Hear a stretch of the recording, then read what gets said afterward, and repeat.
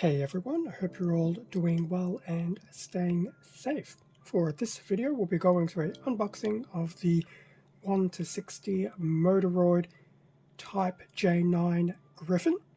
And this is from Mobile Police Patlabor, released by Good Smile Company back in 2021. So this will be the last of my little Patlabor mini run of unboxings. I do have a few more Patlabor kits that are currently in storage, but I'll probably do those at a later time. Plus I think I have a few more coming in, so this will round out the introduction to the Patlabor kits, this being the fourth one. So hopefully in time there will be some actual building and some reviews. So here we have the Type-J9 Griffon. Now I believe this is out of the TV series OVA as opposed to the movies, because I never saw it in the movies. But with a look like that, how could you say no? I did do a bit of a weird little teaser in the previous Patlabor video when I said something about an iconic look. Don't get any more iconic than the Griffon. Does have a little bit of Master Gundam vibes, but that's okay. Aesthetically, it looks great. So here we have the front of the box with the Griffon with a very imposing pose. Interestingly enough, the background image, it's very dark tone. Yes, it's a very interesting aesthetic. I quite like it. I don't know if it's supposed to be an antagonist suit, but you look at it and would automatically think that. So that's the front. We won't bother with the sides because there'll be nothing of real input, well, other than just a few different shots of the main front. But in terms of the back of the box, we do have a nice front shot of the Griffon, as well as a shot of the rear, and a nice little iconic pose there in what I assume is supposed to be a bit of a in-flight pose. We have another pose down here with it crouched down. Kind of reminds me of one of the intro scenes of the Epion in Gundam Wing, when I assume it's basically in its little mobile suit cage slash hangar during its construction. And then we have another shot of the Griffon seemingly standing there doing a thumbs up. Interesting. I do suspect that thumbs up hand will be a pre-made manipulator hand and not something you can easily do. So that was a look of outside the box. I will open up the box, have a look at the, well, I will count the bags, and then we can have a better look at the manual. Could be a transfer sheet, I wouldn't be surprised if there is. And then the runners, I'm assuming 12 bags of runners if the Ingrams are any indication, but I'm also expecting high amounts of very glossy looking black. So stick around, literally in 1 second we'll have a better look at everything else. And with everything now out of the bags, it was a total of 10 bags, but yeah, wasn't too bad. No transfers for the Griffon, which isn't too surprising. But in terms of colours, there's only the 2 colours of runners, black being one of them, and then shadow grey being the other. So at least colour-wise, we won't have to get too confused. Front of the manual, just a rehash of the front box cover. Inside the manual, so we just have some of these shots of the Griffon again that we saw from the back of the box, although I think this pose here is a bit of a new one, but it does look very impressive as a label from the front and the back.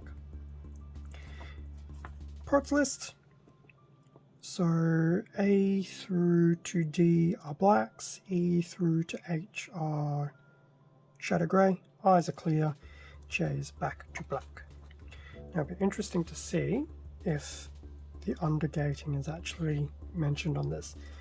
I thought I saw it, but I guess we'll find out in a little bit. In terms of the build, pretty much a standard information about building.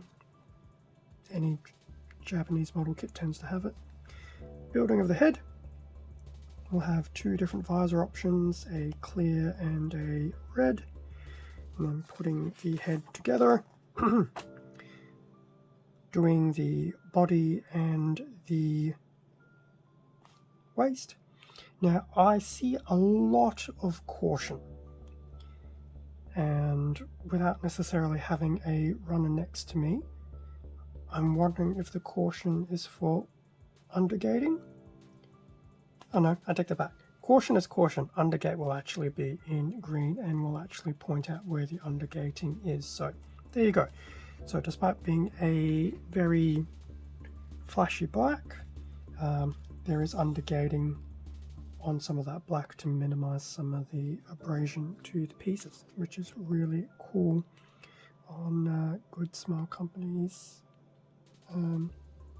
thought process.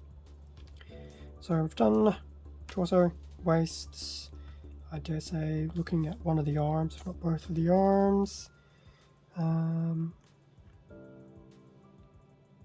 Looks more like a leg at this point in time. Now these are probably the arms, and this is probably going through the legs. Yep, legs, bit of feet, the backpack and the quote-unquote things that look like wings, which do look really cool. And then the hand manipulators.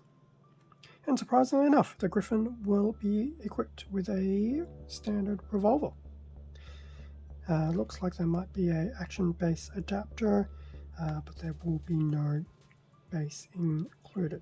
So it does make me wonder if I could use a Bandai based base, baseception, and see if that does anything. So that was the manual. No transfers, which is good. Straight to the runners. So the A runner is in a very nice black, well, I dare say a gloss black. So hopefully you might be able to see it if I don't bang the camera too much. There is some undergating present. And I just realized the inside looks like it also suggests what is right. And of course I'll bang the camera. And what is left. So, A runner. The next few runners will be black, by the way. B runner. So bits of the torso and head I can imagine. The hand manipulators. And there, in fact, is the hand with the thumbs up. We have one of those. We have two C's. Carbon copy. The wings do look very, very nice. This could be one of the few kits where I'm not even going to bother trying to panel on because one, it's glossy black, and two, it's black. I might still give it a go because on certain angles it might pick up some of the detailing, but we'll see. But those are the two C's. And we also have two Ds, which is also carbon copy of each other. So legs, I would imagine, and maybe parts of the forearm. So those were majority of the black runners. There is one more. Going into the Shadow Grey runners, we have two E's, functional carbon copy. So we are now moving into the joint pieces. We have two F's, still carbon copy, which is fine. Definitely a few external joints there as well as some internal joints. So those are the two F's. We have a single G. Looks like this is some more of the intricate detailing in joints, possibly for the torso. These I'm not too sure, but they do have some nice detailing. So that's G. 1H, still in that shadow grey. The single eye, which is in clear, but we do have the option between a clear visor or a visor in red for the Griffon. And looking at the front of the manual, red may very well be the choice. And then the last runner is runner J, back in black. Looks like that might be a foot, and parts of the revolver and associated trigger, finger, hand. And that is the last runner. So that brings us to an end of the unboxing of the Griffon. Looks like it will be a very fun Moderoid kit to build together. Definitely glad that there is the undergating. Now, everything wasn't undergated. There are some pieces that weren't, so I can only imagine the external exposure on those pieces is minimal. Whilst the ones that are undergated are especially for armor plates coming together to make sure that they come together quite seamlessly. Now, I did get this particular Griffon, like I have all my other Patlabor kits, from Hobby Link Japan, so I will include a product link to the Griffon as well as other Patlabor kits in the description.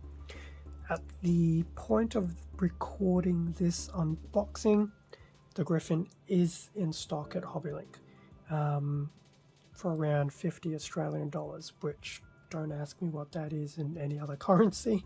I really cannot tell you. So feel free to check out the link, get a feel for what it's like in your local currency, bearing in mind that you still have to ship it and things like that. So do the logistics, see how they work out for you. As I mentioned at the beginning of the video, this will be the last of the Patlabor unboxings, so there'll still be some other videos on the, once again at the point of this recording, there'll still be some Ava kits, and by now I would have published the Digimon kits. So Ava and Digimon will pick up some of the slack from here on in, and then I think by the end of this month it'll literally be a mix of anything and everything. But we'll see how things go. At some point in time I do actually want to spend a bit of time building. Thank you very much for watching this video. Feel free to leave a like, comment, subscribe if you enjoyed the content. All of this does help support the channel, and I do greatly appreciate it. Extra content can also be found on my Instagram account, link below.